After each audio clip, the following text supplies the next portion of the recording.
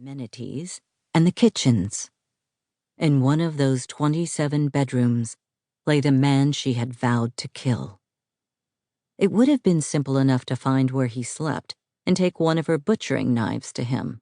She was adept at hacking apart mutton and sides of beef.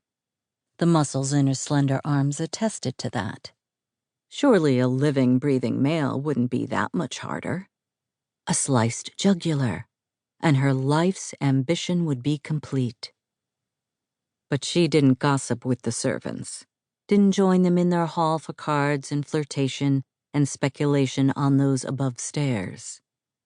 And with Ainsley Hall deserted of everyone but the unwanted guest, she couldn't very well wander the hallways looking for him. There was always the possibility that he might recognize her after all those years. It was, however, unlikely. Doubtless she was just part of a distant memory, if that. Ruined lives would have little meaning for a man like her enemy. She was probably one in a long line of victims. She wondered what Ellen would think when she heard the news, that a ramshackle cousin had been slaughtered, and her chef was being held accountable. Most untidy, Ghislaine thought with detachment, shaking her head. Perhaps she could find a neater way to handle the problem, if only she knew how long he was planning to stay. She didn't want to rush into something that was better savored. Lady Ellen Fitzwater had left Ainsley Hall the day he arrived, prey to those odd conventions the English put such great store by. Even with the protection of her half-deaf companion, Miss Binnerston, Ellen couldn't reside in a huge house like Ainsley Hall with an unmarried male of no more than distant connection. Not when he had such a shocking reputation as Nicholas Blackthorne possessed. So she decamped, grumbling as she went, and Ghislaine had been entirely prepared to accompany her.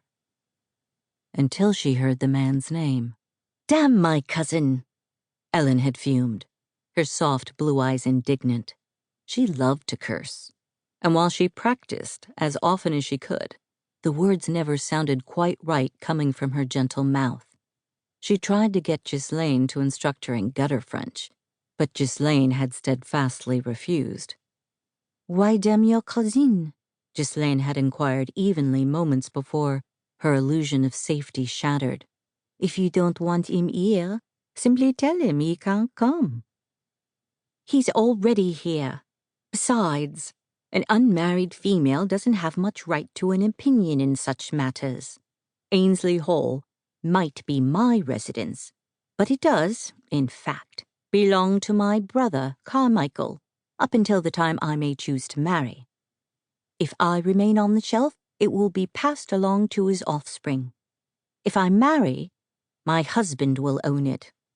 In the meantime, I'm lucky I'm allowed to reside here with Binny.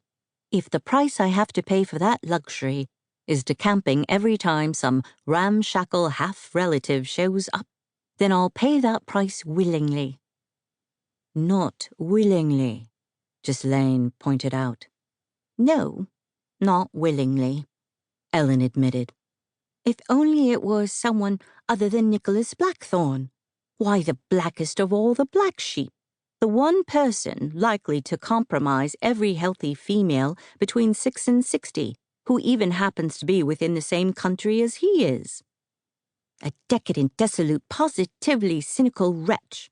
And he's driving me from my— Are you quite all right, Jilly?"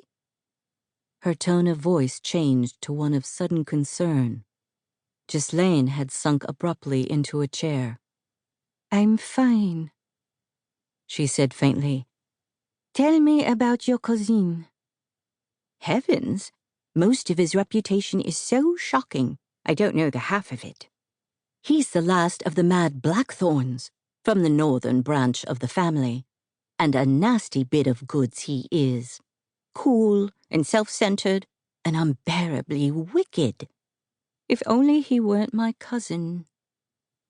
Ghislaine managed to rouse herself to a semblance of polite conversation. Because he embarrasses you?